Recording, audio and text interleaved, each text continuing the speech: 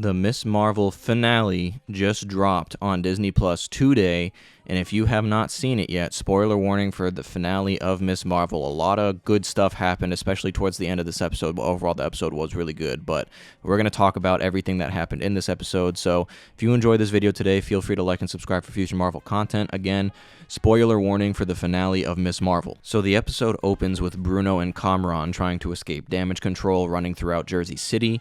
And then after the Marvel Studios title card, we see Kamala tell her family the truth about being quote-unquote Nightlight, even though her family already knows because her mom told them all, which was kind of funny. And then she gets a call from Nakia and that she can't get a hold of Bruno because the shop that he runs / lives above blew up last night. And then it cuts to a scene with Kamala and her mom in her bedroom, and Kamala's mom had made her official superhero suit, which I thought was a really nice gesture that her mom is who made the suit for her. And then Kamala goes searching for Bruno and Kamran, and when she finds them, they decide to hide at this high school where Zoe happens to be, as well as Kamala's brother who followed her.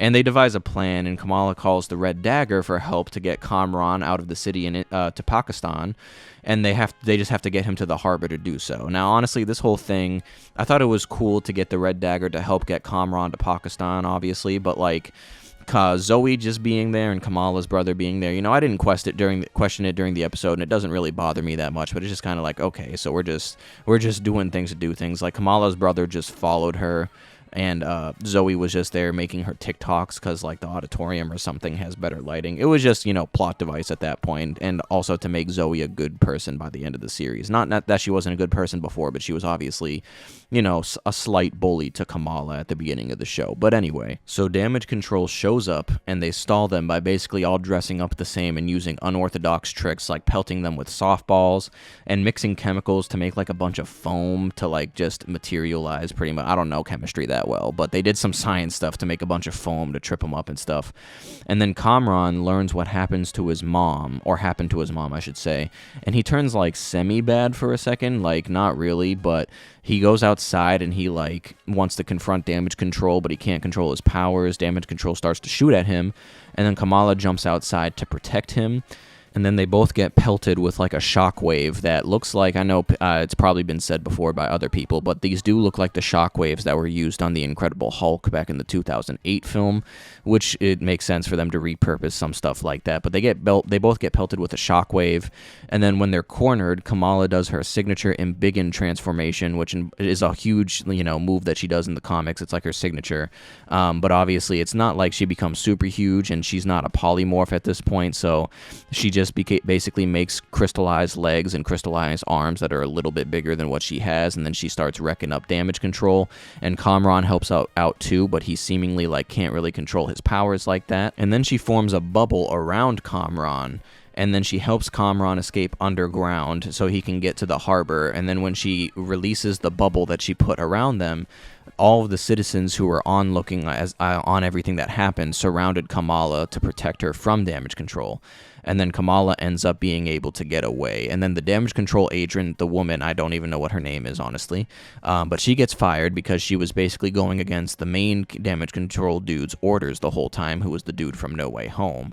And then we then get a scene of Kamala talking to her dad, and he said that Kamal in Urdu, I believe, meant Marvel, and that she was their little Miss Marvel, which was obviously a cute moment, albeit it was kind of a cheesy name drop moment for me, so it is what it is. Okay, so this is where it gets really juicy. So we cut to 1 week later after getting this nice comic book accurate shot that I just have to throw in there because I mentioned it when they showed it in the trailer, but the shot of her sitting on a lamppost, that's just like pulled right out the comics, and I just love when they do things like that. I don't care for comic book accuracy, but when they have shots in movies that feel like they were ripped out of a comic book page, I like that a lot. But anyway, we cut to 1 week later, and Bruno says that he was studying the readings he had taken before of Kamala's DNA. He says he compared it to the rest of her family's, but something was still different about Kamala's, and he specifically says that Kamala's DNA has some type of mutation. And when he says this, the theme of the X-Men start playing in the background. So obviously this is a huge retcon and mention that Kamala, instead of being an Inhuman like she is in the comics, is actually a mutant like how the X-Men are. So this is a pretty big retcon, albeit the Inhumans have never really been super popular in the comics to begin with. It is interesting if they are for sure saying she is a mutant, which I definitely think they are now, because actually when I watched it the first time, I didn't even catch the X-Men theme in the background, but when I went back and I rewatched the scene, I 100% caught the X-Men theme, which that confirms right there that she is for sure a mutant and not an Inhuman in this, which was just, thrown for a loop. But Inhumans do exist in the multiverse. We don't know if they'll become a current thing on Earth 616, but we do know that Inhumans exist in the multiverse because Black Bolt in Multiverse of Madness is the leader of the Inhumans on Earth 838, as he is the leader of the Inhumans in the comics as well. But the implications of this going forward is honestly, it's even a lot more than her just being a mutant instead of an Inhuman, because we know that the Bangle is bringing out powers within her that she didn't already have. So this implies to me that there are mutants, so to speak, that exist everywhere on MCU Earth, but they have just yet to have been exposed to something to bring out their genetic mutation. That's what it sounds like to me. So it sounds like that maybe something happened already before. Like, I know people theorized before that maybe the snap on Earth let out so many gamma rays that or gamma radiation that it could have activated people's inherent human genome or something like that. But I'm not entirely too sure. Something might happen in the future to activate everybody's mutant gene, but we'll see exactly what they decide to do with it. I just thought it was a very big implication that mutants probably have existed this whole time. They just haven't had powers or abilities, and in that regard, they're almost treating them more like Inhuman, but in a way they have to, because if you don't treat mutants like Inhumans, you're going to have questions as to where were the mutants this whole time? Why didn't the mutants help with Thanos and Endgame and stuff like that? But obviously all of this remains to be seen going forward as to what they're going to do. But then in the post-credit scene, it shows Kamala in her room, and her bangle starts to act weird when she suddenly disappears into the closet, and she emerges looking like Carol Danvers' Captain Marvel herself. Now, there are a couple things about this scene, the first of which being, I'm surprised Disney did this at all to begin with, because turning a brown teenager into a blonde white woman was not something I saw Disney doing. For those of you who might not know, in the comics, Kamala undergoes pterogenesis, and after emerging from the cocoon, she looks like Carol Danvers, but this is because she has polymorphic powers, and she is basically kind of unconsciously almost making herself look like Carol Danvers. Polymorphic powers mean she can stretch herself like Mr. Fantastic. However, her powers are clearly different from the comics in the show so far, so this post-credit scene could be possibly confirming a theory going around that during the whole series, Kamala was actually undergoing pterogenesis, and now she has the polymorph powers. But the thing about this as well, the way the scene went, in my opinion, was a little weird. So she looks down at herself, and there are a couple possibilities. So she sees that she's white, but then without looking at herself in the mirror, she looks around the room at all the posters and says, "Oh no," and then runs out of frame. So the fact that she looks down at herself and sees that she's white and realizes that she looks like Carol Danvers might be an insinuation that this is Kamala who has transformed into looking like her.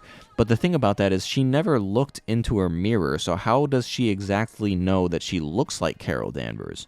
And then the second point about this is that I believe what actually might have happened, at least in my opinion, is that we are seeing Captain Marvel herself, but she's switched places with Miss Marvel for some reason due to the bangle. Because if you pay attention, she's actually not wearing the same exact clothes as Kamala was, and her hair is different from the posters. She got this braided thing going on with the side of her head, and the bangle itself is missing on her arm. So if this was Kamala as well, there should have been no reason for her to act shocked just by looking at the posters on the wall. Yes, act shocked the fact that she turned into a white woman, aka Captain Marvel, but she, like I said, she didn't even look in the mirror to confirm that that's who she looks like. So to me, it almost felt like Captain Marvel herself teleporting into the room, looking around and seeing posters of herself on the wall and realizing that she's not where she just was potentially, and then kind of like freaking out like, why did this happen, and then running off frame.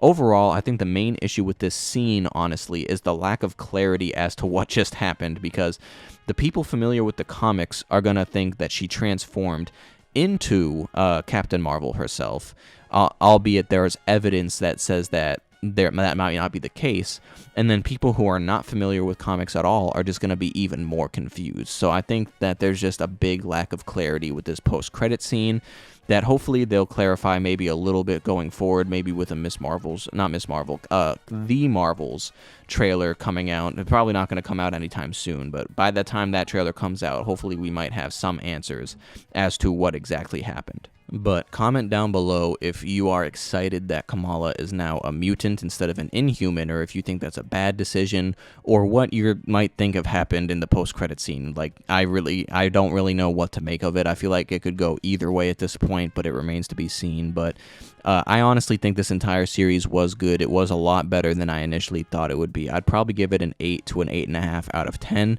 simply because, you know, it still wasn't a series made for me specifically, but I did enjoy it along the way. So comment down below also if you enjoyed the series Ms. Marvel, and if you enjoyed this video today, feel free to like and subscribe for future Marvel content, and I appreciate you for watching the video.